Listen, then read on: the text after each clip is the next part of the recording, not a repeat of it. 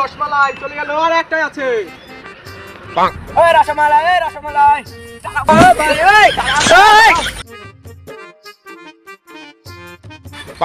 রসমালাই লাল হবেন তো?